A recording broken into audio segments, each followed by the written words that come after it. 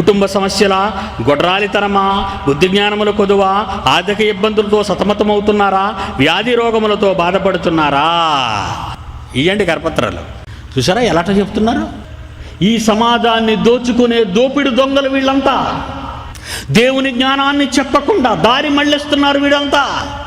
భూమి మీద పుట్టిన నీవు దేవుని కొరకు పుట్టావని, పని కోసం పుట్టావని నిన్ను మరిపించి నీకు పిల్లలు ఇస్తాడు, ఉద్యోగం ఇస్తాడు, డబ్బిస్తాడు, సుఖం ఇస్తాడు, రండి అంటున్నారు. ఇలాంటి వాళ్ళ గురించి ఏమి రాశాడో చూడండి బైబిల్లో.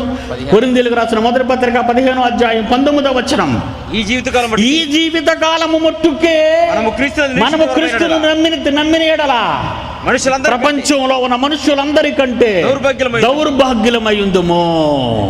ఆగండి. కుటుంబ సమస్యల, గొడ్రాలితనమా, బుద్ధి జ్ఞానముల కొదువా, ఆర్థిక ఇబ్బందులతో సతమతమవుతున్నారా, వ్యాధుల రోగములతో బాధపడుతున్నారా? ఈ మాటలు చదివాను కదండి. ఇప్పుడు వీళ్ళు రాసిన మాటలు, ఇప్పుడు దేవుడు రాసిన మాట. ఈ జీవిత కాలం మట్టుకే మనము క్రీస్తును నమ్మితే నిరీక్షించు వారమైన ఎడల మనుషులందరికంటే దౌర్భాగ్యులమయ్యుందుము. 60 ఏళ్ల కోసం ప్రభువు నమ్ముకుంటావా? నీ రోగాలు పోవాలని, నీ గొడ్రాలతనం పోవాలని, నీ కష్టాలు తీరాలని, అందుక నువ్వేం నమ్ముతున్నావు? అలా అయితే యేసుక్రీస్తు ఎందుకు చచ్చిపోయాడు? అలా అయితే మొదటి నిబంధన సంఘం ఎందుకు చచ్చిపోయారు? వాళ్ళంతా దెబ్బలుతున్నారు. వాళ్ళంతా ఎందుకు అన్ని కష్టాలు పడ్డారు? ఒక స్టెఫెను ఎందుకో రాళ్లతో కొట్టబడి చంపబడ్డాడు. ఒక యాకోబు ఎందుకు తన తలను కత్తితో నరికించబడ్డాడు. ఈ భూమి మీద మనం పుట్టింది ఎవరి కోసమో తెలుసా?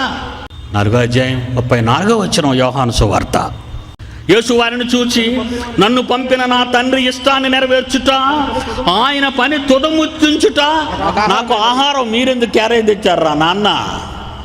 1 పేతురు 4వ అధ్యాయం 1-2 వచనాలు.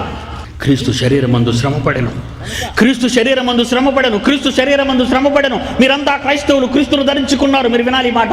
క్రీస్తు శరీరమందు శ్రమపడెను గనుక మీరును అట్టి మనస్సును ఆయుధముగా ధరించుకొని. శ్రమలండి, మనకు అన్ని శ్రమలు అని ఆయన అంటే, మీకు శ్రమలు తీసేస్తాం రండి అంటున్నారు వీళ్ళంతా. యేసును నమ్ముకుంటే శ్రమలని ఆయన బైబిల్లో రాస్తే మీకు సమస్యలా అంటే ఇది క్రైస్తవుడు గాడా? వాడికి సమస్యలు లేవంటే క్రైస్తవుడు కాదనే కదండి అర్థం.